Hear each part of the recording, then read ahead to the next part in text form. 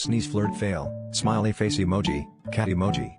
I once texted my crush and accidentally sent a voice message of me sneezing. Not once. Not twice. But 3 times. In a row. She replied, "Bless you X3, smiley face emoji." I panicked. So I tried to play it cool. I said, "Thanks, just allergic to beauty." She left me on read. For 2 days. Then suddenly, she sends a picture of her cat sneezing.